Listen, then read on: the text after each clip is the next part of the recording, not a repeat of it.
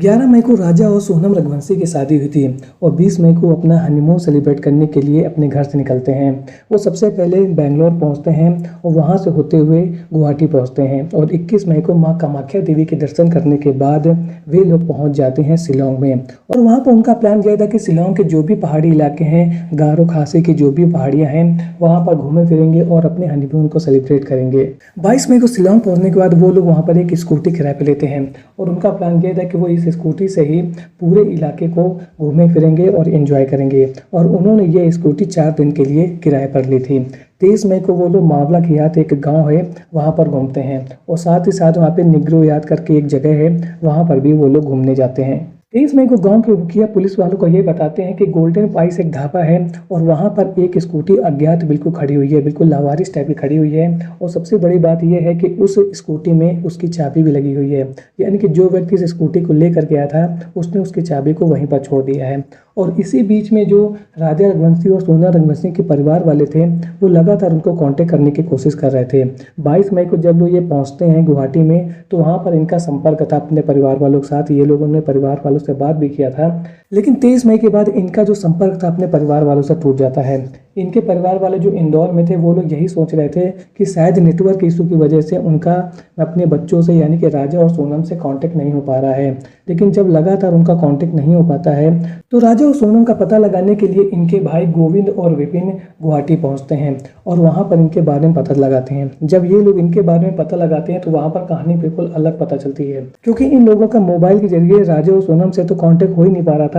साथ ही इस बात की भी कोई जानकारी नहीं थी कि ये लोग जब घूमने गए थे तो उसके बाद वो लोग कहाँ कहाँ घूमे, यानी कि ये लोग बिल्कुल लापता हो गए थे। इनके बारे में वहाँ के किसी भी व्यक्ति को किसी भी तरीके की कोई भी जानकारी नहीं थी। और ये सबसे ज़्यादा परिवार की चिंता बढ़ाने वाला मामला बन चुका था, क्योंकि भाई लोग वहाँ पर पहुँचे थे और वहीं इनके परिवार के लोग इंदौर में घर में उनका इंतजार कर रहे थे कि कोई पॉजिटिव फीडबैक मिले अपने बच्चों के बारे में, लेकिन उनको इसके बारे में कुछ भी पता नहीं चल रहा था। वहीं 23 मई को वहाँ के जो गांव के मुखिया थे उन्होंने यह बताया पुलिस वालों को कि ये एक स्कूटी है, शायद कोई पर्यटक घूमने आए होंगे, वो लोग लेकर के आए थे, लेकिन ये स्कूटी यहाँ पर लावारिस खड़ी है और इसका कोई मालिक मुझे आसपास दिख नहीं रहा है।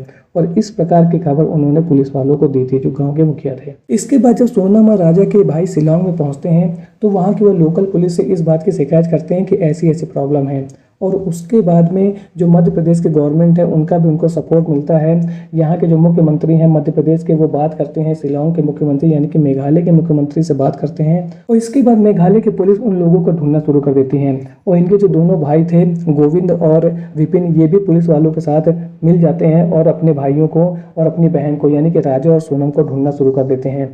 लेकिन इन लोगों को ढूंढना वहाँ पर बहुत ही ज़्यादा मुश्किल हो रहा था, क्योंकि जहाँ पर लास्ट में इनकी लोकेशन मिली थी, उसकी स्कूटी की जो लोकेशन मिली थी वो सोहरा नाम की जगह मिली थी, सोहरा हिल्स पर मिली थी।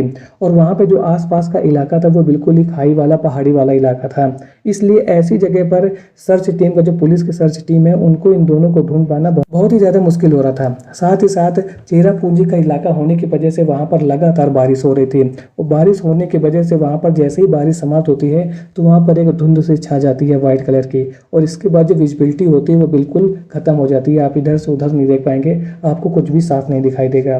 तो इस वजह से राजा और सोनम को उस इलाके में जो सोहरा हिल्स का इलाका है उस इलाके में ढूंढ पाना काफ़ी मुश्किल हो रही थी। लेकिन पुलिस वाले और जितने भी लोकल लोग हैं वो लगातार इन दोनों को ढूंढने की कोशिश कर रहे थे।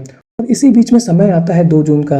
2 जून का वह समय था जब पुलिस दल जो मेघालय का है वो लगातार सोनम और राजा को ढूंढने की कोशिश कर रहे थे और वो लोग सर्च करते करते साथ में टेक्निकल इक्विपमेंट्स यानी कि ड्रोन इन सब का भी यूज़ कर रहे थे। और जब वो ड्रोन की सहायता से ढूंढ रहे थे तो उनको खाई में एक डेड बॉडी पड़ी हुई दिखाई देती है। जब पुलिस वाले वहाँ पर पहुँचते हैं तो जो बॉडी होती है वो बहुत ही डिकम्पोज कंडीशन में थी, यानी कि ऐसा लग रहा था कि 2-4 दिन पहले या कुछ और समय पहले यहाँ पर मार के इस व्यक्ति को फेंका गया है। और जब वो उस डेड बॉडी को देखते हैं तो वो बिल्कुल ही बुरी कंडीशन में थी, उसको पहचान पाना मुश्किल हो रहा था। लेकिन उसके हाथ में एक टैटू बना था, उस टैटू में राजा नाम लिखा था। इसकी सहायता से राजा और सोनम के भाई ने यह पहचान किया कि ये जो डेड बॉडी है वो राजा की है।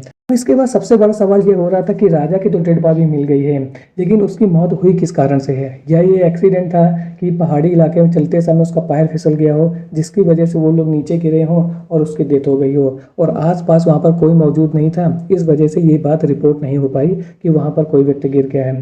दूसरा कारण यह भी हो सकता है कि राजा की किसी ने हत्या कर दी है और हत्या करके उसको लूटा है, जो कुछ भी करा है उसके बाद उसको यहाँ पर फेंक दिया है। तो ये दो रीजन थे जिनके ऊपर पुलिस की पूरी जो स्टोरी थी वो चल रही थी। और जब राजा की डेड बॉडी का पोस्टमार्टम कराया जाता है तो ये पता चलता है कि जो राजा की मौत हुई थी वो किसी धारदार हथियार, स्पेशली मेघालय और शिलोंग जैसे इलाके में पेड़ों को काटने के लिए जो दाव यूज़ किया जाता है उस तरीके का लग रहा था।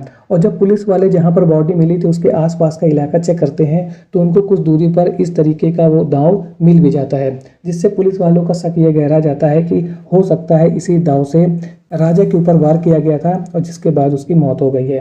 पोस्टमार्टम रिपोर्ट में भी उसके शरीर पर गहरे घाव के निशान आए थे, जिससे यह बात क्लियर हो गई थी कि राजा की हत्या की गई है और यह एक नेचुरल डेथ नहीं है कि यह एक्सीडेंटल डेथ नहीं है। लेकिन अब सवाल यह बन रहा था कि सोनम कहाँ पर है। सोनम को लगातार मेघालय की पुलिस ढूंढ रही थी और इसी बीच में जहाँ पर राजा की डेड बॉडी मिली थी उसके आसपास के इलाके में जब पुलिस वाले सर्च करते हैं तो वहाँ पर उनको एक कोट मिला था। अब उसका साइज था वो ज़्यादा बड़ा था, बोल रहे थे ट्रिपल एक्सल साइज का था और वो जो कोट था वो लाल और नीले कलर का था। अब इस बात की पुष्टि नहीं हो पा रही थी कि ये जो कोट मिला था विंड चीटर टाइप का जो ऊपर से पहनते हैं ज़्यादातर बरसात वाले इलाकों में या जहाँ पर ठंडी पड़ती है, क्योंकि जो मेघालय वाला इलाका है वहाँ पर बारिश होने की वजह से मौसम ठंडा रहता है, नॉर्थ इंडिया से कंपेयर में ठंडा रहता है। और इस वजह से जो लोग वहाँ पर घूमने के लिए जाते हैं वो इस तरीके के कपड़े पहनते हैं कि नीचे यदि वो 2-3 कपड़े पहन लें और ऊपर से कुछ पहन लेते हैं तो पूरा वो कवर हो जाते हैं। और साथ ही साथ यदि रेन कोट टाइप का पहन लेते हैं तो बारिश से भी वो उनको बचाता है। तो वहाँ पर उनको ट्रिपल एक्सल साइज का कुछ यानी कि बड़े साइज का एक रेनकोट टाइप का सूट मिला था जो कि लाल और नीले कलर का था। अब पुलिस वालों को ये नहीं कंफर्म हो रहा था कि ये जो है वो राजा का है या सोनम का है। और इस बात को कंफर्म करने के लिए वहाँ पर 22 मई को एक वीडियो मिलता है और वो वीडियो होटल के बाहर कैमरे में रिकॉर्ड हुआ था। इस वीडियो में दिख रहा था कि राजा और सोनम उसी स्कूटी पे जो उन्होंने किराए में लिया था उससे घूम करके होटल वापस आते हैं। होटल में वापस आने के बाद में उन्होंने अपने पास जो सामान ले रखा था, यानी कि हो सकता है जाते समय उन्होंने कुछ कपड़े या सामान अपने साथ लिया होगा खाने पीने का, उस सब सामान को वो रखने आए थे और सामान को होटल में रखने के बाद एक बार फिर से वो वापस जाते हैं। और जब ये वीडियो बन रहा था, ये 4 मिनट 53 सेकंड का कुछ वीडियो है और उस वीडियो में ये दिख रहा है कि सोनम अपने कपड़ों को ठीक कर रही है। और जब वो अपने कपड़ों को ठीक करती है तो उसने जो कोट पहन रखा है वो भी लाल और नीले कलर का है और उसका साइज इसलिए बड़ा होता है क्योंकि आदमी अंदर वहाँ पर कपड़े पहनता है क्योंकि वो जाड़े से बच सके और दूसरे यदि बारिश हो तो उससे भी वो सेफ हो सके। और इस वजह से जो उसने लाल और नीले कलर का ऊपर से कोट टाइप का पहना हुआ था वो वहाँ पर मिला था जहाँ पर राजा की डेड बॉडी मिली थी। और उस कोट में, ये जो लाल नीले कलर का कोट था, उसमें खून के छींटे भी थे। तो इसके बाद पुलिस को इस बात का किसी हद तक विश्वास हो जाता है कि वहाँ पर जो कोट मिला था वो हो सकता है कि सोनम का ही हो। अब सबसे बड़ा क्वेश्चन ये बोल रहा था कि यदि वो कोट सोनम का था तो सोनम कहाँ थी, और सोनम को अभी तक ढूंढा नहीं जा सका है। लगातार पुलिस वाले उनको ढूंढ रहे हैं, वो अपने नेटवर्क को बढ़ा रहे हैं, लोकल लोगों से बात कर रहे हैं, जिन लोगों ने उनको देखा था उनके बारे में उनसे जानकारी लेने की कोशिश कर रहे हैं कि उनके साथ हुआ क्या था उस दिन। ये भी बात सामने आ रही है कि उन लोगों ने रास्ते में जब वो लोग पहुंचे हैं और चढ़ाई बढ़ाई चल रहे थे तो वहाँ पर उन्होंने कॉफ़ी वॉफ़ी भी पी थी, लेकिन कॉफ़ी का टेस्ट अच्छा ना होने की वजह से उनका कुछ नॉर्मल टाइप का हॉट टॉक भी हुआ था।